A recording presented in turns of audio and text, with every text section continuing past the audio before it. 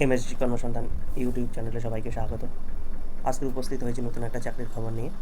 আমরা আজকে দেখব যে এসএসসি সিজিএল থেকে যে 17,000 প্লাস পদে ভ্যাকান্সি বেরিয়েছে তার টোটাল নোটিফিকেশানটা আজকে দেখে নেব।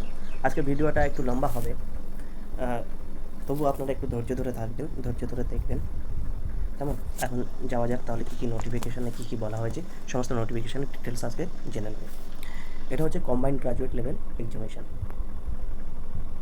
তারপর হচ্ছে ডেট অফ অনলাইন অ্যাপ্লিকেশন কবে থেকে শুরু হয়েছে? 24/6/2024 থেকে শুরু হয়েছে। কত চলবে? জুলাই মাসের 24 তারিখ অবধি চলবে। লাস্ট ডেট 24 তারিখ জুলাই মাসের। তারপরে হচ্ছে অনলাইন ফিস পেমেন্ট করা যাবে 25শে জুলাই পর্যন্ত। কারেকশানের ডেট কবে থাকবে? 10/8 মানে 10ই আগস্ট এবং 11ই আগস্ট, 2 দিন হচ্ছে কারেকশানের ডেট। পরীক্ষার টেন্টেটিভ শিডিউল দিয়েছে সেপ্টেম্বর এবং অক্টোবর। টায়ার ওয়ানের টেন্টেটিভ শিডিউল দিয়েছে ডিসেম্বর মাসে, এক্সাম হতে পারে। তারপরে এবার বলছে পে লেভেল দিয়েছে কি, পে লেভেল আর কোনটা কোন গ্রুপে রয়েছে সমস্ত পোস্টের ডিটেলস দিয়ে দিয়েছে। যেমন কি এটা পে লেভেল 7, কত থেকে কত? 44,900 থেকে 1,42,400। Assistant officer section, assistant section officer, central secretariat service, group B 20 থেকে 30 বছরের মধ্যে হতে হবে। ইন্টেলিজেন্স ব্যুরোতে গ্রুপ বি 18 থেকে 30। Ministry of railways group B 20 থেকে 30। Ministry of external affairs group B 20 থেকে 30-এর মধ্যে হতে হবে। এএফএইচকিউতে কত? গ্রুপ বি, এটাও 20 থেকে 30-এর মধ্যে হতে হবে। Ministry of electronics and information technology group B 18 থেকে 30-এর মধ্যে হতে হবে। Other ministries department organisation group B 18 থেকে 30-এর মধ্যে হতে হবে। সিবিডিটি গ্রুপ সি 18 থেকে 30-এর মধ্যে হতে হবে। সিবিআইসি গ্রুপ বি 18 থেকে 30। ডাইরেক্টরেট এনফোর্সমেন্ট মানে যেটা ইডি আর কি, এনফোর্সমেন্ট ডিপার্টমেন্ট রেভিনিউ, এই গ্রুপ বি 18 থেকে 30-এর মধ্যে হতে হবে। Central bureau CBI group B 20 থেকে 30-এর মধ্যে হতে হবে। Department of post ministry of communication group B 18-30-এর মধ্যে হতে হবে। Central bureau narcotics ministry of finance group B 18 থেকে 30। একটা বাইরে থেকে সাউন্ড আসে, তোমরা অ্যাডজাস্ট করে নিও, কেমন? তারপর পে লেভেল 6, এটা গেল পে লেভেল 7। এবার পে লেভেল 6, পে লেভেল 6-এ কী আছে? পে লেভেল আছে other minister departments and organisation group B 18 থেকে 30। সিবিআইসি গ্রুপ বি 18 থেকে 30। National human rights commission group B 18 থেকে 30। এটা কিন্তু পে লেভেল 6, আগেরটা পে লেভেল 7 ছিল। Office under C and AG group B 18 থেকে 30। National investigation agency NIA group B 18 থেকে 30। Narcotics control bureau group B 18 থেকে 30।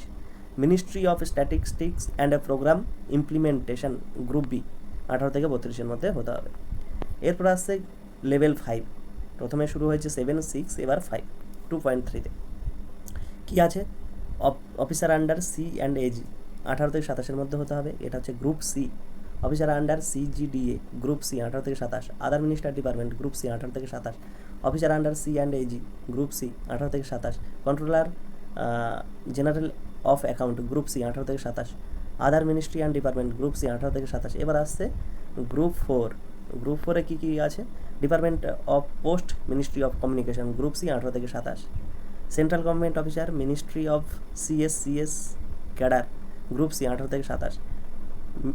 Military engineering services ministry of defence group C 18 থেকে 27। সিবিডিটিতে কী আছে? গ্রুপ সি 18 থেকে 27। CBIC group C 18 থেকে 27। Central bureau of narcotics ministry of finance group C 18 থেকে 27। এই গেল সমস্ত পদ গ্রুপ বি থেকে গ্রুপ সি, আর লেভেল 7 থেকে শুরু হয়েছে লেভেল 4 পর্যন্ত। এগুলো হলো পোস্ট, কত বয়স সমস্ত কিছু দেওয়া আছে। ভ্যাকান্সি কত বললাম? 17,000 প্লাস, প্রায় 18,000, 17,727। পরবর্তীকালে বাড়তেও পারে, কেমন? তারপরে এগুলো সমস্ত তোমরা একটু স্ক্রল করে দেখে নিও। এখানে কি ন্যাশনালশিপ লাগবে? অবশ্যই ইন্ডিয়ান হতে হবে, আর কিছু কিছু ক্ষেত্রে নেপালি, ভুটানিদের ক্ষেত্রে কিছু বার্মা, পাকিস্তানি, ওই যে বিভিন্ন রুলস রেগুলেশন আছে সেগুলো, সেই সব নিয়মগুলো লাগু হবে। আর ইন্ডিয়ানদের ক্ষেত্রে তো কোনো প্রয়োজনই নেই এইসব রুলগুলো। এজ লিমিট 1/8/2024-এর মধ্যে হতে হবে। ওই যেখানে বলছিলাম 21 থেকে 30, 18 থেকে 27, এরকম যে বয়স সীমাগুলো আছে, সেই যে ঊর্ধ্বসীমাগুলো আছে, সে 1/8/2024-এর মধ্যে নিম্ন সীমা হোক আর ঊর্ধ্বসীমা হোক, দুটোই পূরণ করতে হবে। এবার এজ লিমিট যে 18-27 আছে, বলছিলাম না, for the post of age limit 18-27, তাদের জন্ম মানে তাদের ডেট অফ বার্থ কতর মধ্যে হতে হবে? 2/8/1997 থেকে 1/8/2006-এর মধ্যে হতে হবে, কেমন?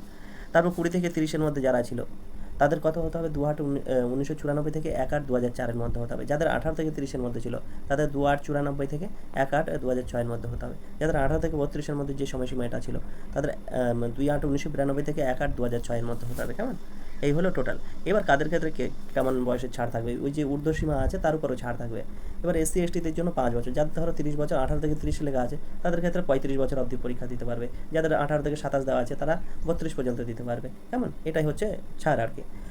SC STদের ক্ষেত্রে, OBCদের ক্ষেত্রে 3 বছর, PWDদের ক্ষেত্রে 10 ইয়ার্স, PW OBCদের ক্ষেত্রে এটা আনরিজার্ভদের ক্ষেত্রে 10 ইয়ার্স, PWD OBCদের ক্ষেত্রে 13 ইয়ার্স, PWD SC STদের ক্ষেত্রে 15 ইয়ার্স, এক্স সার্ভিসম্যানদের ক্ষেত্রে 3 ইয়ার্স যতদিন চাকরি করছে plus 3 years.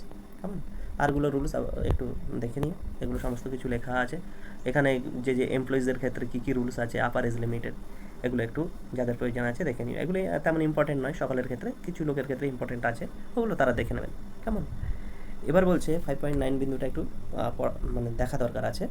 Age relaxation, ESM reservation is not admissible to sons, daughters, dependents on ex serviceman, মানে যারা এক্স সার্ভিসম্যান আছেন তাদের পুত্রদের ক্ষেত্রে হবে না, তাদের মেয়েদের ক্ষেত্রে হবে না। কেমন? তারপর কি আছে, কাস্ট সার্টিফিকেটের ক্ষেত্রে এইসব জিনিসগুলো বলেছে, কীভাবে সার্টিফিকেট বানাতে হবে OBC এদের ক্ষেত্রে, SC STদের ক্ষেত্রে, EWSদের ক্ষেত্রে, PWDদের ক্ষেত্রে। তাহলে আপনারা একটু দেখে নেবেন, আমি স্ক্রল করে যাচ্ছি, মেন জিনিসগুলো আমি যথারীতি বলে দিয়েছি। আজকের কিন্তু একটু ভিডিওটা একটু বড় হবে, আপনারা একটু অ্যাডজাস্ট করে নেবেন। এসেনশিয়াল এডুকেশনাল কোয়ালিফিকেশন কী কী বলেছে এখানে বলা হয়েছে যে জুনিয়র স্ট্যাটিস্টিক্যাল অফিসারের ক্ষেত্রে কী হতে হবে? Bachelor degree, any subject recognise university or institute with at least 60% marks in mathematics at 12 standard level, মানে 12 ম্যাথ তো থাকতে হবে, তার সঙ্গে 60% থাকতে হবে। কেমন? আর কি বলছে? Bachelor degree in any subject, আর যে কোনো সাবজেক্টে ব্যাচেলার ডিগ্রি হলে হবে, কিন্তু তার সাথে ম্যাথমেটিক্স 12 পড়ে থাকতে হবে। এই হলো, এগুলো আপনারা একটু দেখে নেবেন কিসে কী এসেন্সিয়াল কোয়ালিফিকেশান আছে। আমি স্ক্রল করে যাচ্ছি, আপনারা পজ করে একটু দেখে নেবেন, এগুলো একটু দেখে নেবেন। এই যেগুলো বোল্ড আছে ওগুলো তো অবশ্যই সকলে। এবার অ্যাপ্লাই কোথায় গিয়ে করতে হবে? How to apply. আপনাকে অ্যাপ্লাই করার জন্য ফার্স্ট ওয়েবসাইটে যেতে হবে। এই ওয়েবসাইটটা কী আছে? ssc.gov.in। এই ওয়েবসাইটে গেলে সমস্ত ডিটেলস আপনার পেয়ে যাবেন, এবং সেখানে গিয়ে ফার্স্টে রেজিস্ট্রেশন করতে হবে, তারপরে গিয়ে লগ ইন করে অ্যাপ্লাই করতে হবে। কেমন? তারপরে এখানে সমস্ত কিছু বলে দিয়েছে। এখানে কী হতে হবে? এখানে যেমন বলেছে, for the applying the candidate not required to have a pre existing photograph. তারপর বলছে of A himself, the application module has been designed to capture the photograph of candidate filling the application form. For the purpose, the candidate has turned seat before the camera when prompted by the application module and follow the following instruction while capturing the photograph. Find a place with good light and plain background. মানে যখন photo তোমরা তুলবে একদম simple জায়গায় যাবে, plane ব্যাকগ্রাউন্ডটা plane থাকবে, কোনো কিছু চাকচিক্য থাকবে না। কেমন? সেগুলো থাকবে, বাস, আর কিছু দরকার নেই। সেখানে গিয়ে সুন্দর লাইট থাকলেই হবে, আর কিছু চাকচিক্য না থাকুক, লাইটটা সুন্দর থাকলেই হবে। সেগুলোই বলছে, ফটো তো ওইখানেই উঠবে, আর অন্য কিছু না। এগুলো থাকতে হবে, এগুলো একটু নজর দিতে হবে কিন্তু। কেমন? এগুলো কিন্তু অবশ্যই ফটো তোলার ক্ষেত্রে এই জিনিসটা যে বললাম, যখন ফর্ম ফিল আপ করা হবে তখনই ফটো তুলতে হবে। ফটোটা পুরনো হলে হবে না, প্রি এক্সিস্টিং বলছে, মানে পুরনো থাকলে হবে না, সেই ফটোটা তখনই তুলতে হবে। আর পিছনে পর্যাপ্ত পরিমাণ আলো থাকতে হবে, নাকি অন্য কিছু, মানে চাকচিক্য থাকলে হবে না, প্লেন ব্যাকগ্রাউন্ড। কেমন? এগুলো একটু খেয়াল করে নেবে। আমি স্ক্রল করে যাচ্ছি, একটু পজ করে দেখে নিই। আর খুব সাবধানে ফর্মটা ফিল আপ করো। এখন ফিজ কত নিচ্ছে? ফিজ হচ্ছে 100 টাকা নেবে। কাদের লাগবে না? SCদের লাগবে না, STদের লাগবে না, যারা PWD আছে, যারা এক্স সার্ভিসম্যান আছে তাদের লাগবে না।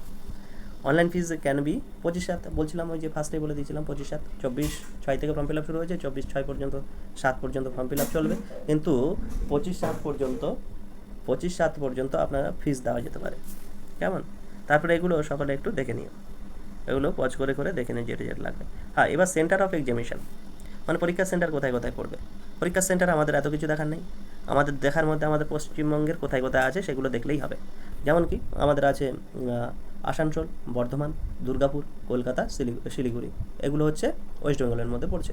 আরগুলো অন্যান্য আছে, যেমন পোর্ট ব্লেয়ার আছে আন্দামান নিকোবরের, ধানবাদ, জামশেদপুর, রাঁচি, এগুলো আছে ঝাড়খণ্ডের, উড়িষ্যার আর বিভিন্ন যেগুলো আছে ভুবনেশ্বর, কটক, বেহারামপুর, এইসবগুলো আছে।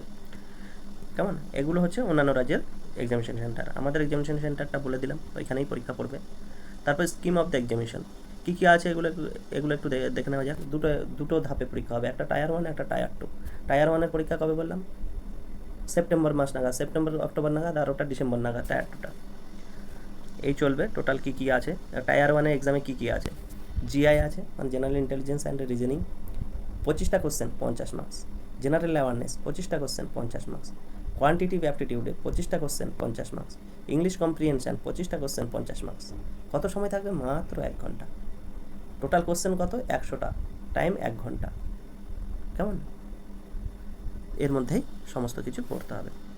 তারপরে টায়ার টুতে কী আছে? টায়ার টুতে আছে mathematical ability, reasoning and general intelligence 30-30। তারপরে ধাপে কী আসছে? তারপরে আছে সেকশন 2, এটার সেকশন 1 গেল। সেকশন 2তে কী থাকছে?